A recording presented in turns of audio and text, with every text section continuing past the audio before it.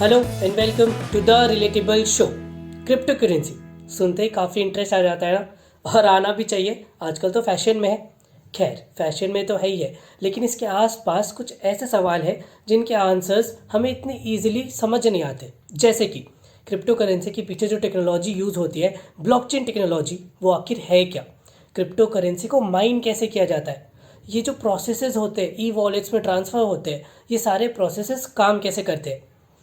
बस इन्हीं क्वेश्चंस को लेकर इनके जवाब ढूंढने के लिए हम चले गए सूरज सत्यनारायणन जी के पास। अगर आपने हमारे साइबर सिक्योरिटी के वीडियो को देखा है तो आप जानते हैं सूरज कौन है, और जिन्होंने नहीं देखा मैं उनके लिए बताना चाहता हूँ। सूरज एक साइबर सिक्योरिटी प्रोफेशनल है जिन्हें साइबर सिक्योरिटी का काफ़ी वास्ट नॉलेज है, और साथ ही साथ क्रिप्टो करेंसी के बारे में भी काफ़ी अच्छी जानकारी है। तो इस वीडियो में हमने ये जानने की कोशिश की है कि आखिर क्रिप्टो करेंसी है क्या, उसके पीछे की टेक्नोलॉजी क्या है, और साथ में इस वीडियो में उसके कुछ फाइनेंशियल एस्पेक्ट्स को भी, कि बाकी करेंसीज के साथ क्रिप्टो करेंसी कैसे तालमेल रखता है या उसके साथ टसल में है। इन चीज़ों को समझने की हमने कोशिश की है। तो चलिए इस वीडियो के थ्रू हम जर्नी स्टार्ट करते हैं और समझने की कोशिश करते हैं कि आखिर क्रिप्टो करेंसी है क्या।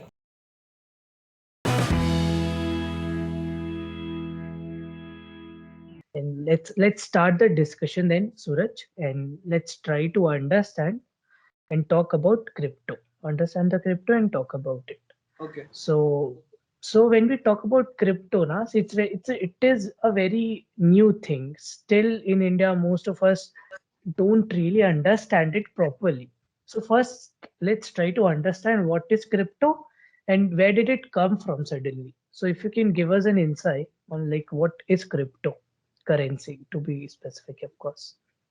Yeah. So the thing is, if we generally say crypto, some people might take it as cryptography, and some people might take it as cryptocurrency. So, but mostly what people now imply is they are talking about cryptocurrencies only. Yeah. So, if you say like if you want to talk about cryptocurrencies, so I would say firstly it's a decentralized system. Okay. Now, like let's say I want to send you some money. So what we Okay. usually do is you use some payment apps and you transfer via bank to Mm, bank. So what is happening is my money in my bank is getting transferred from mine to yours. So that is yes. we have a centralized server, uh, Mm, XYZ Bank's centralized server and ABC centralized server. mm, So mm. now transaction happens in seconds also. That's how the system is now. It's quite advanced. No worry about that. But now what is the issue with the centralized system is let's Mm. say a bank's server is getting hacked. Now Okay. all the data that is associated with you along with your money could be lost forever. Oh Now God. what will the bank do about it is, so each bank has a policy that if we lose all your money we'll be able to pay you certain amount, say Yeah, 5 yeah. lakhs Five or five something. lakh rupees. Yeah, yeah. Yeah, something like that. But I Mm. mean each bank's policy is different, we don't need to go on the details. But when it comes to crypto, uh, the transaction has no middleman like a bank, and you don't need to rely on any centralized authority. And what is Okay. the other advantage of crypto is, let's say, okay, let's say talk about Indian money, right? We are using Indian Okay. rupees, INR. Mm.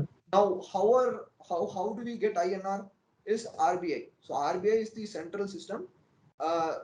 Reserve Bank of Yes. India is the central system that governs all the currencies and how they work Mm. and how banks should operate and everything. And the problem with this is they keep on printing money again and again. So Mm. a general theory is uh, when something is more, the value becomes less. Of course. Yes. Now that Yes. leads to something called inflation. Now Mm. let's say I have 100 rupees. A Mm. 100 rupees in 2021 or 2022 can only provide me certain goods and services. Exactly. Yeah. Whereas if I have the same 100 rupees in the year 2000, okay, the value is a lot, because each year we have approx Yeah. Inflation 6% or rate. something inflation in India. Mm. Okay, now that is where we have cryptocurrencies where the transaction is happening privately in the blockchain, and the whole process is also transparent. So let's say I'm transferring one Bitcoin from my public address to your public address. So Okay. so no, we don't have any middleman in the process. We don't need any bank. Now what will happen is a block, in a block will be generated, and in a block it won't say like Sooraj transferred money to Rahul. No, it won't say that. What it will say is it will have public addresses of both of us and how much is being transferred. So the entire process is very transparent. Now the Okay. problem with a lot of banks is we may see a lot of hidden charges. We may see a lot of process that's going on in the background, which could be a bit complex for an average consumer. And let's say you are in other country. Let's say you are in some other country, and I want to send you money. That process is even more complicated. Why is it complicated? Because the money gets transferred from n number of banks, and to reach you it will take quite some time. And the international transaction fee is also huge. And don't even get me started with the currency conversion. Like let's say I want to change to INR to USD. The transaction, the currency conversion rate is also there, right? Whereas if I want to send you Bitcoin, the transaction cost is negligible. Minimal, yeah. Yeah. So if the international, so that in a digital world, for a digital currency, there are no borders.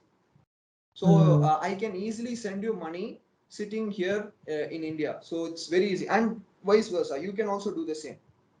You don't have to. Suraj, yeah, but then again, I would like to ask you that in India, like you mentioned, we have RBI, which is the central authority and the only authority to print notes.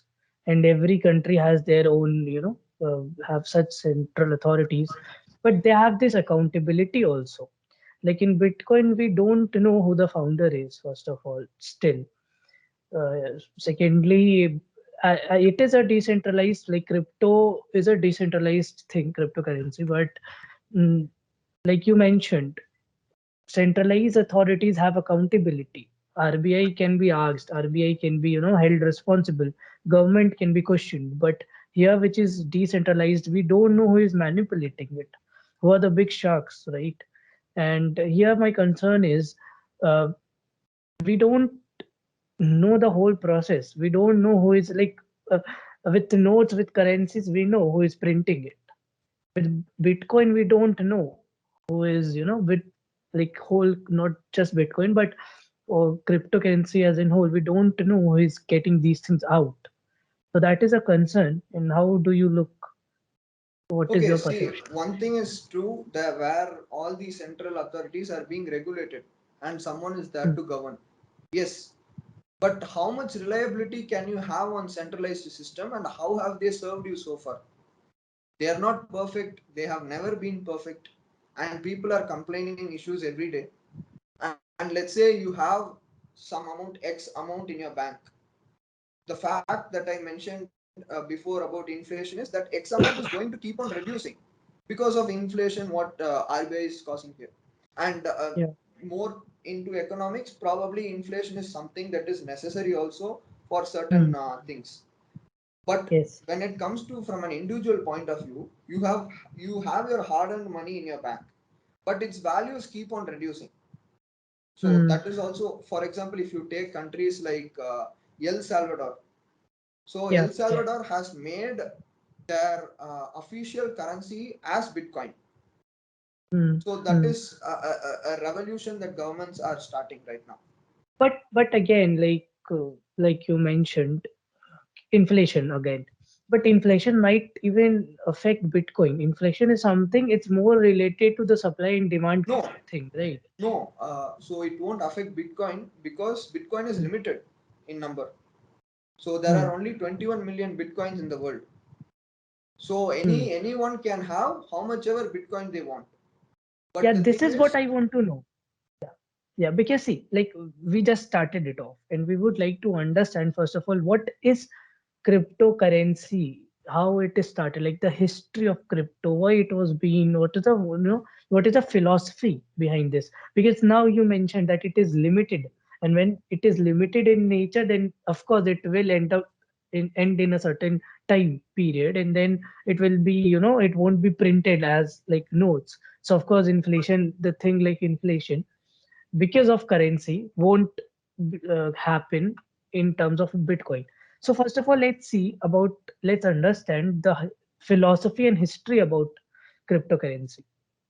Okay, so firstly, so the main technology behind a cryptocurrency is blockchain. Okay, so when we go, a couple of years back, so this concept is quite familiar with a lot of people. It started Hmm. around 1980s.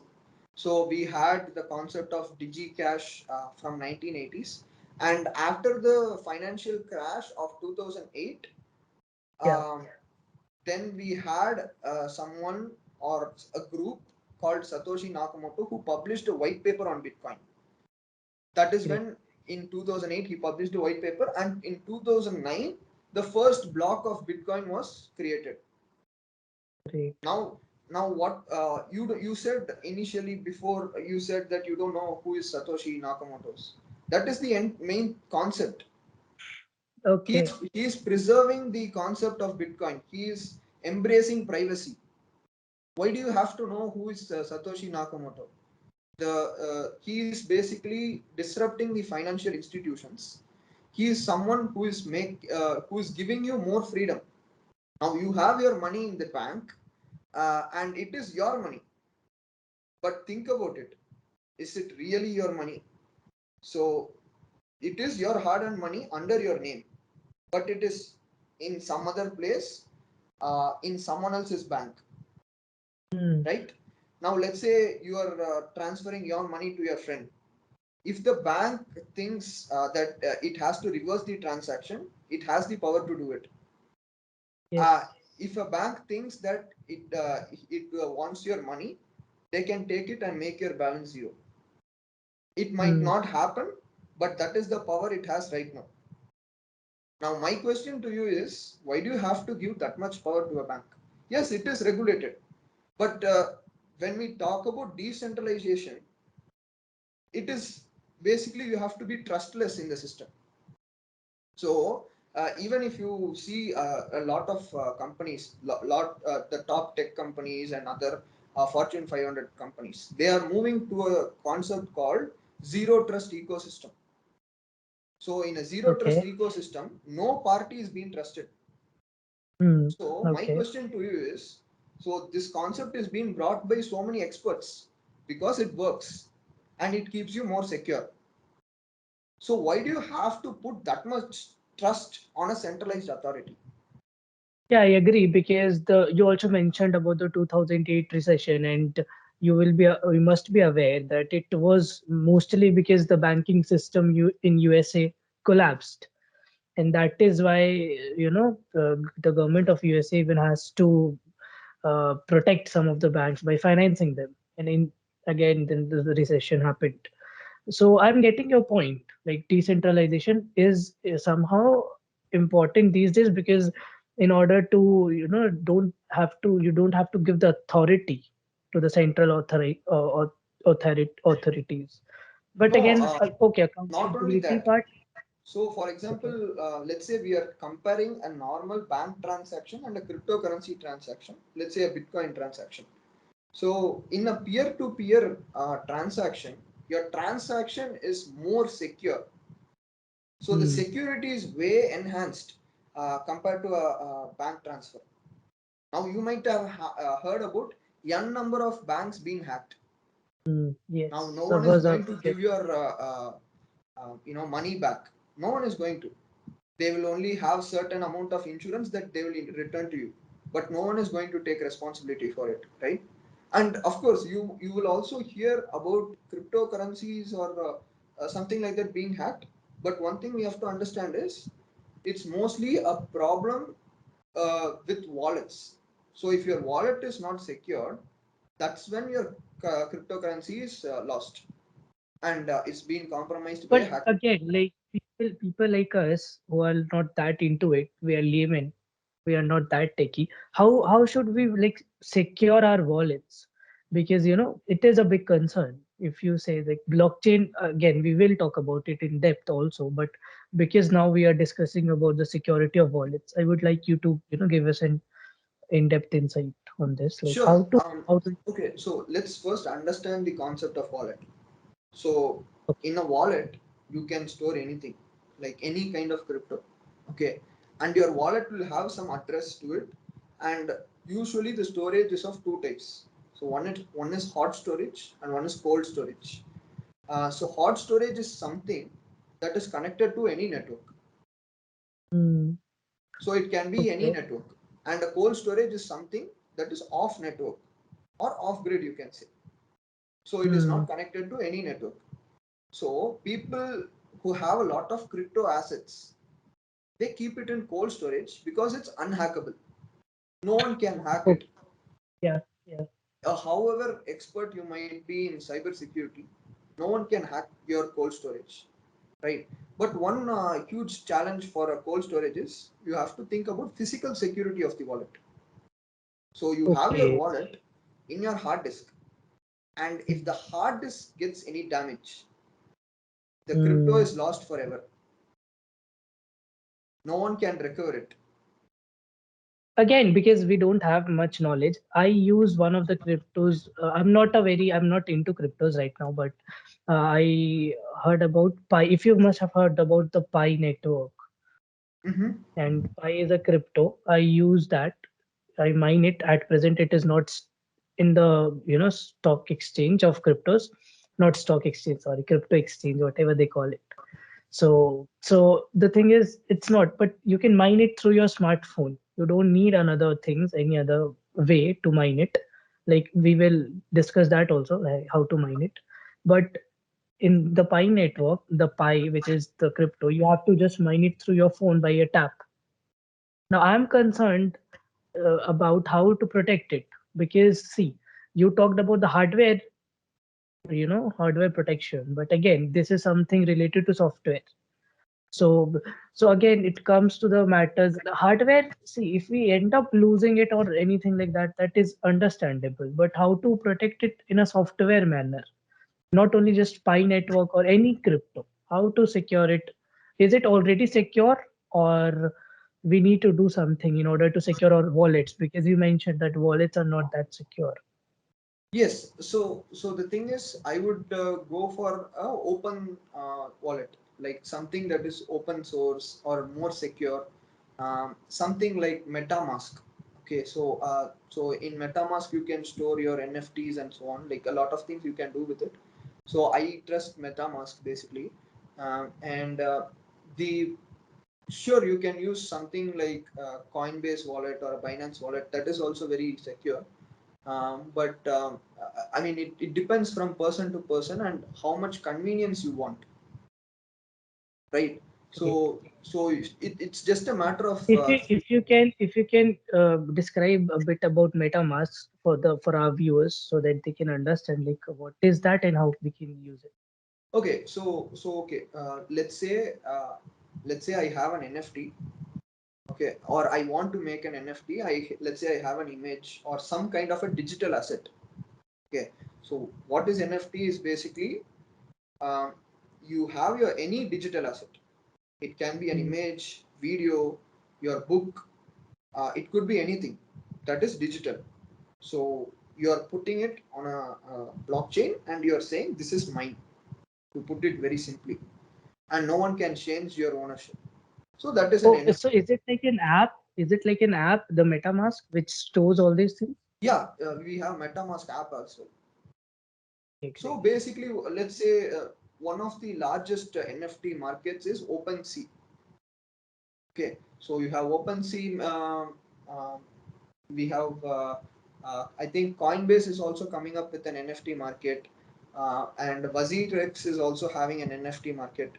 So Um, these are the basic. These are the players who create NFTs. No, they are not the no, buyers, but no, they no, are no, the. no, no. Okay, let us first understand, right? Uh, let's take the example of YouTube. Now, Okay. is YouTube creating your video? No, No, You no, are yeah, creating your video. YouTube is yeah. just a platform. So if I talk about something like OpenSea, it is not creating your NFT. It's basically a marketplace and giving you a platform to showcase your NFT. Great. Like stock exchange, to understand it, like NSE and BSEs. They Something are like that. just a, yeah, it's a marketplace. Yes. So in the marketplace, what happens is the market will decide your price. You can bid Hmm. your NFT. Okay. So let's say you have a photo of yourself. You are making an NFT out of it. So some like anyone can ask for any price, and you can also bid your NFT. So you can Yeah. sell it. So most of the transactions I have seen in OpenSea is happening using Ethereum. So let's say your image is So going for for the viewers, sorry to interrupt. So for the viewers who don't understand NFTs, we will discuss that too. If in this episode, if we get time, or probably in some another episode, but we will discuss that too. So for now, just understand the concept, like what we. Yeah, sorry. Go on. yeah, sure. So the thing is that's what NFT is can be anything, as I mentioned before.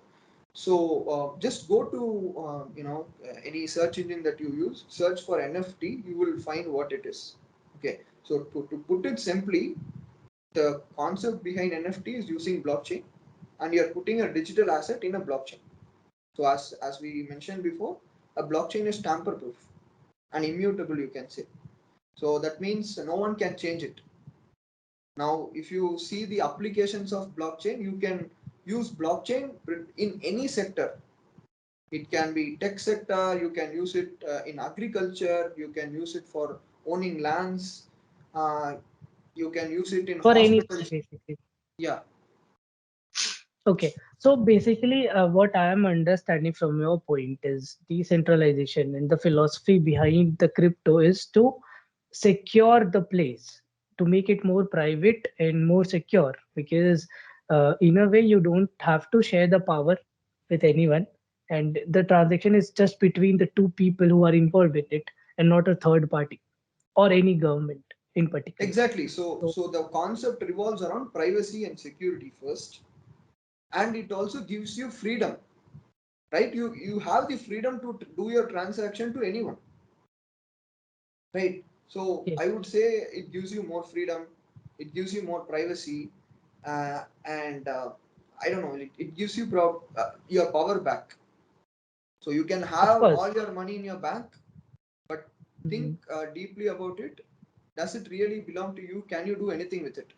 Now, for example, let's say I have say 1 lakh rupees in my bank. Can I withdraw every single penny at the same time? I don't think so. We have something called minimum balance. You can't take all your money out. A lot of complicated things are there that the bank imposes on us.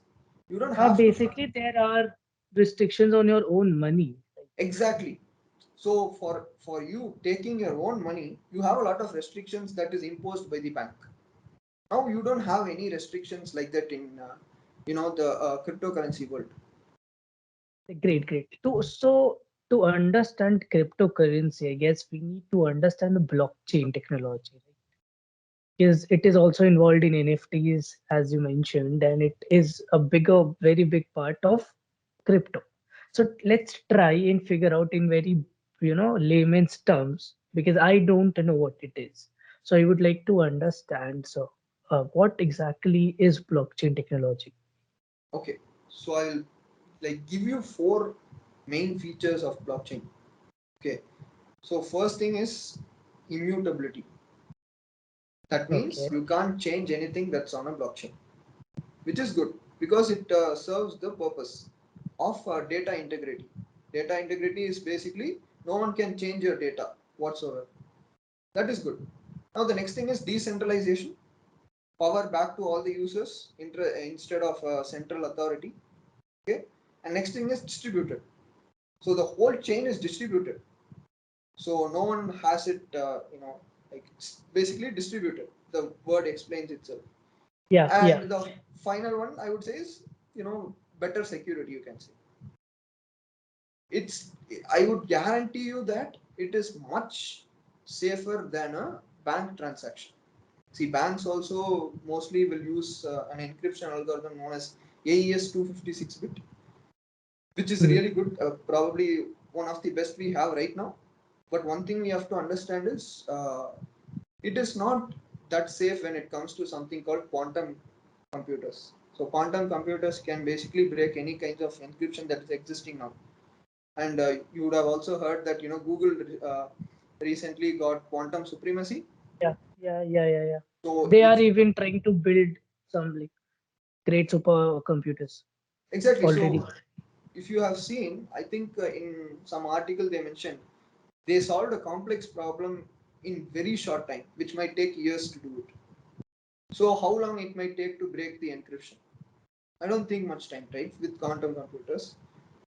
So when it comes to these futuristic technologies, I mean, why not use cryptocurrency is my question.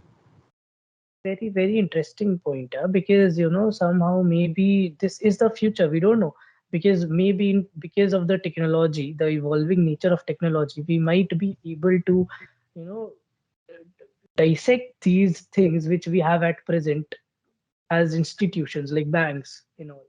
There will be something with the help of technology, like you mentioned, like through supercomputers, we can just hack, or we can just do anything with these banking technologies which they use. So I would like to understand in a technical manner, how does blockchain work? Okay, so as I mentioned before, if it's decentralized, no one is controlling it. Okay, so for many, so there are different kinds of blockchain. Okay, so you can have the blockchain public, like a Bitcoin does, or you can implement it in your company also, like a private blockchain. Okay, so for most blockchain, we have something called Genesis block. So Genesis block, you can call it like block zero. So that will be the start of the chain. Okay. Mhm. Now after the Genesis block, let's say we are doing a transaction, that will be block one, then block two, block three, and so on. So Now in literal meaning also, it is a chain of blocks. it is like that. And if for those who are like computer science students and those who understand computer science, you can say it's an immutable linked list. So linked list is also something that is in a link format, right? So you can say it's an immutable linked list also, to give an Okay. idea. So And what does those blocks have in them? basically data. So blockchain is a form, is where you can call it as a safe database, right? So you have data in the blockchain. You have hash in the block. You have the public addresses. You have probably a timestamp. A lot of things like that you have in the block. So and another thing. So who will be validating these transactions are called something called miners. Okay. Hmm. So these are people who will be validating transactions. So so this will also help in saying that okay, this transaction is valid. Now in a centralized system, the bank is the one who will be Thank verifying you. Yeah. if the transaction is right. Okay. Yeah. Now here miners are the ones who will validate the transaction, and they will also get a reward for validating transaction. Wow, such So a great concept, because sorry, you were yeah, saying. so I was about to explain the process of mining. So what is Yeah. mining is basically you have a complex problem, and you are going to solve that complicated problem. You It can be solved by human minds. Okay, so we need computers to solve those kind of complicated problems. And what do we need for it is resources of a computer. You mentioned that you are mining pi with your mobile phone and stuff. Yeah. So Yeah. yeah, so the thing is, with pi you don't have that much complicated problems like Yeah. Bitcoin. It is and like, I and guess, the the reward is first. also directly proportional. So the Okay. reward that you may get for a pi is very less. For Bitcoin Yeah. it's huge. And you also have to understand the concept of consensus algorithm. So these are the algorithms that are uh, used in every blockchain. Okay, so in Bitcoin we have something called proof of work. So what is proof of work, you may ask? So before that, I'll also say about Elon Musk. Elon Musk tweeted that blockchain, Bitcoin is using a lot of energy. Yeah, that is something it was like I couldn't understand how. So that is very true. Okay, let's say we'll take the same example. Like I am transferring you one Bitcoin. Now A, B, C, three people are trying to validate the transaction at the same time. Okay. Okay. Now A has so everyone is using GPUs. So GPU is graphical processing unit, and you have to use GPUs to increase your productivity of the process, you can say. And usually the GPUs are aligned in series. So we don't want to get into that; becomes more complicated. Now the basic thing is A has completed 50% of validation, B has completed 75%, and C has completed 100%. Okay. Now, who will be getting the reward is C only, because whoever validates the transaction first, they will only get the reward. Now, think about it. Yes, for the work that C has done, he has got the reward. Agreed. But what about the work that A and B has put in? Great point. Yeah, so I mean, they shouldn't be getting reward. That's fine, but the energy is also wasted along the process. So that's why we have Ethereum, which uses proof of stake. So a lot of other algorithms like different cryptocurrencies use. Now everyone, we are only talking about Bitcoin was because Bitcoin was the first cryptocurrency, and everyone knows about Bitcoin, Of right? course. But that doesn't mean that Bitcoin is the best cryptocurrency. We can have any other better cryptocurrency than Bitcoin. Course. But my question to you is, because I would like to understand how mining works, because you mentioned like if ABC is trying to mine it, and if C does it and AB doesn't, so it's a waste of energy for A and B. Totally agreed. But then what are they mining and how are they doing it? Like the computers are, the computers are basically decoding the encryptions, or like what's happening? Like what is mining? So what is happening is, see, the output should be to validate the transaction. Okay. Yes. Now in the process, they are solving a complex problem, to put it simply.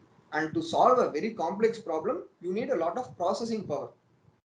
Now you Mm, mentioned that you are using the resources of your phone to mine pi. You can never imagine that for a Bitcoin, because you need a lot of processing power to mine Bitcoins. So, like in so many countries, right? Like for example, in China or something, they have huge mining farms. Like of course, yeah. acres of land are just used for mining cryptocurrencies, and it has been a very profitable business. Just Mm, to let people know, it has mining. been very profitable, right? But there are a lot of other things to be considered, like price of the electricity, weather of a place. So let's say I want to start mining my cryptocurrency, or Mm, any cryptocurrency. First, what I will be thinking is, I need to choose a cold place. yes. Say something like Greenland or Canada, or very cold places. Why do I need cold places? Because the more processing power that you put in GPUs, more heat is produced, and you need tons of coolers to just put the heat out of the room. And if the GPUs get overheated, they won't work and they might burst also, right? So if I be in a cold place, I can save energy on the coolers. So you don't Yes. need much power for the cooling. So basically, you can save a lot of money by just being in a cold place. So, and the price of electricity also matters, like how much is the cost of electricity in a particular place, and so on. Yes. Um, Yeah. so a lot of factors come into place when we talk So about mining. basically, mining is just decoding you know, encrypted stuff.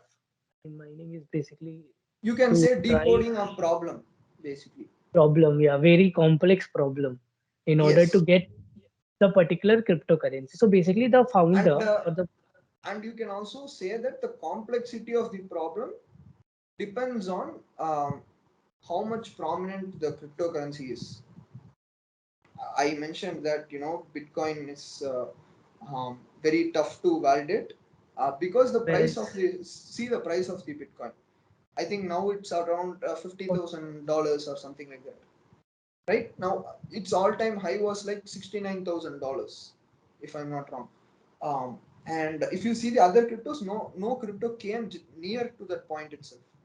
So the lesser the price of the crypto, the easier it is to usually validate the process. yeah, because they are easy to mine also, and Yes, basically. that's why they don't have such values, Yes. which currencies like Bitcoin has. So my question again, because you mentioned Ethereum also. So how mining of Bitcoin is different from mining of Ethereum?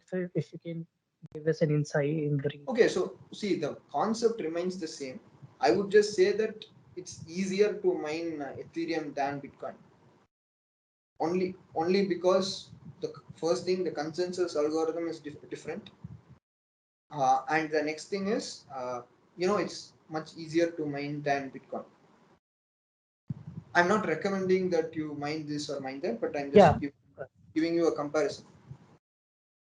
great, great. So it is really nice to understand like how blockchain works, how mining is happening, and I'm pretty sure that after watching this video, people will understand like how mining works and how blockchain works.